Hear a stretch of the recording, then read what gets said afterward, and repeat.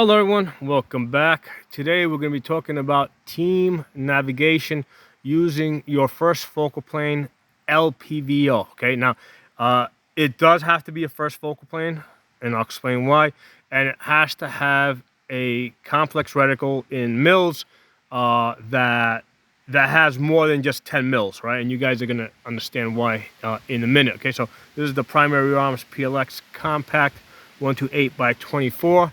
And the reticle is the M8 Raptor. All right, so now we're going to take a look in the scope. So we're going to start off by, get the position. We're going to start off by looking at that horseshoe, right, which is my starting point, okay?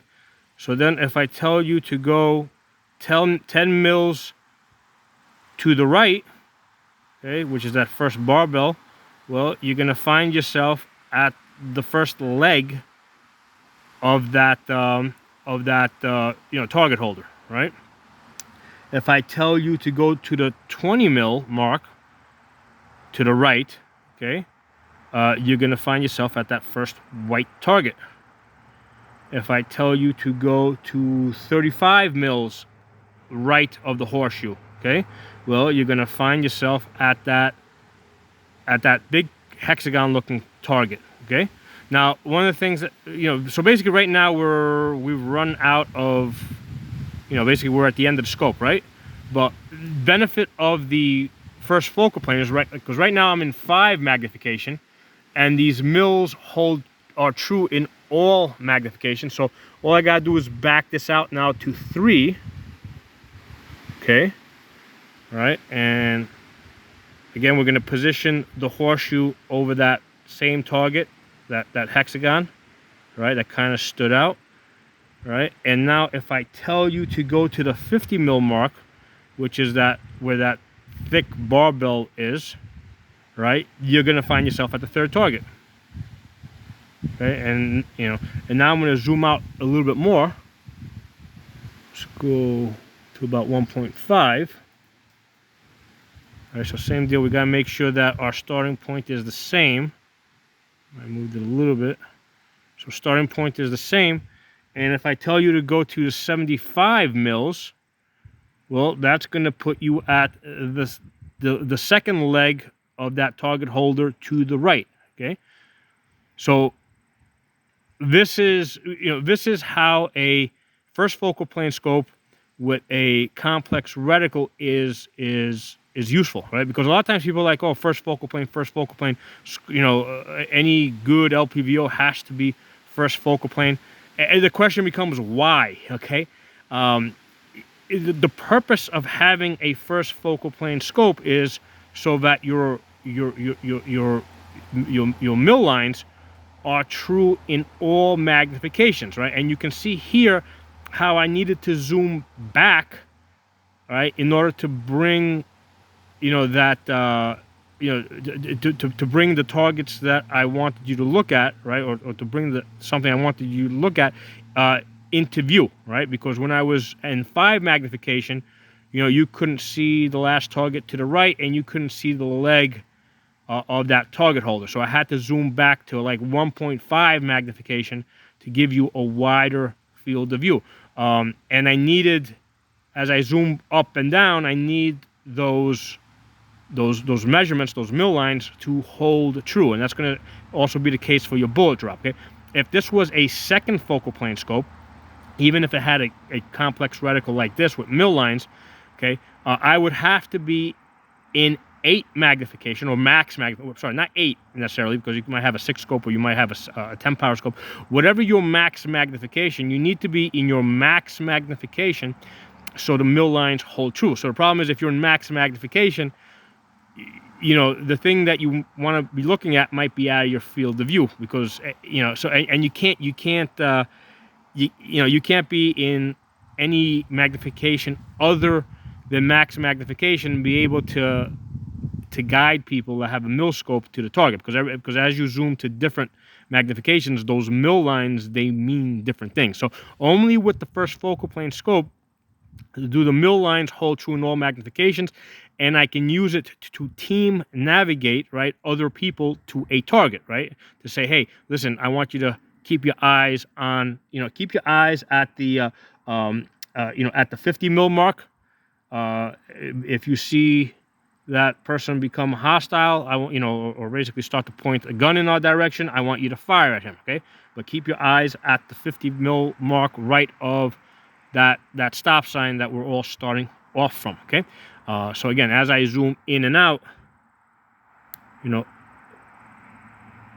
okay, the reticle changes proportionately to the background. Okay, so that's the first focal plane. Okay, so there's really no point in having a first focal plane scope unless you're going to have, unless you want to have these capabilities and are going to make use of them, right?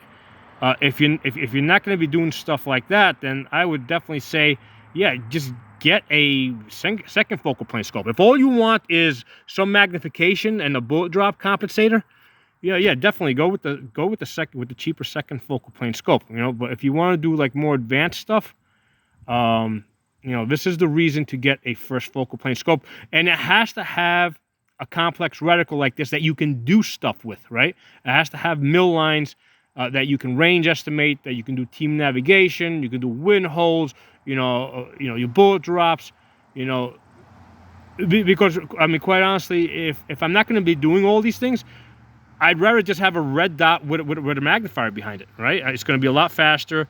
It's going to be a lot lighter. If I don't need to use the magnifier, I can just completely remove it, and I have a lighter gun, right, with just a red dot on it. And if I need magnification, I can just put the magnifier back on it. So unless I'm going to be making use of the mill lines, there's no point in having an LPVO. Okay. Now the LPVO is basically designed. Basically, there's no point. Like I said, there's no point in having unless you're going to be doing these things. And it really, basically, it works better when you're in the higher magnifications, and then you can kind of zoom in and see the mill lines. If you're one of the benefits of the LPVO that goes all the way back down to 1 is if you're in a CQB environment and be like, okay, we accomplished our mission here. It's time to get out of here. All right, now I'm going to go all the way down to 1 power. Okay. All right, I'm going to go down to 1 power. All right, and now we're just going to get out of here. You know what? I'll put on my illumination. So this functions as kind of like a red dot. Because if you don't have that red dot on, I covered this in another video, it's really hard to find that center aiming point.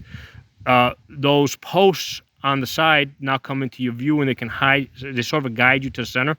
Okay, so this functions as a German force. So I just turned off the illumination.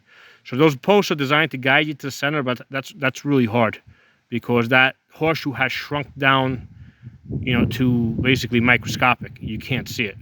So now I pretty much have to turn on my illumination. The problem with the illumination is that even, basically you're going to run out your battery. LPVOs are terrible at battery consumption. This scope here has auto off, shake awake, but if you're carrying the gun on your back and you're moving, it's never going to go to sleep. It will always be, on. Okay. So the purpose of the 1X is we accomplished our mission, right, using the complex reticle, and now we're just basically using this to get out of there, and we're going to go down to 1X. So if we do get into some type of CQB type of situation, right, some type of close quarter combat, I got something that's sort of usable, okay?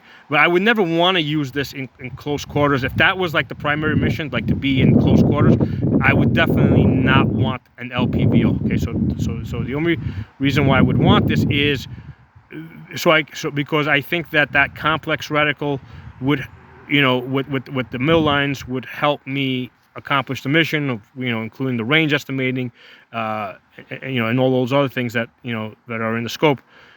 And I'm just only going down to 1 power just so I can get out of it, to make my exit, or basically I used it to make my entry to get into the area. But I am definitely compromised in 1 power with this reticle. That's kind of like really hard to see your center aiming device. And it's, I mean, even with the red dot on, it's kind of, with the illumination, it's kind of hard. And if you turn it off, it's like especially hard.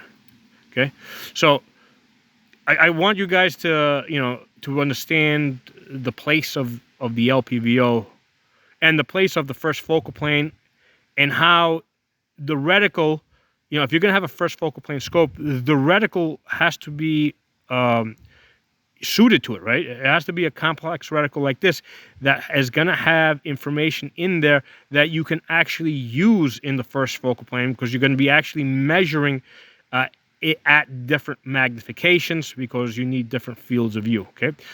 Because a lot of times people are like, automatic, yeah, it's got to be first focal plane or bust, you know, or it's a piece of crap. And that's not the case, right? If you're not going to be doing taking these complex measurements, you know, go with the second focal plane, or just go with a red dot with a magnifier, which is my primary. My primary is a red dot with a magnifier. This is a very specialized tool, all right? Think of the LPVO as a specialized tool. So I hope you guys enjoyed the video. Talk to you all soon.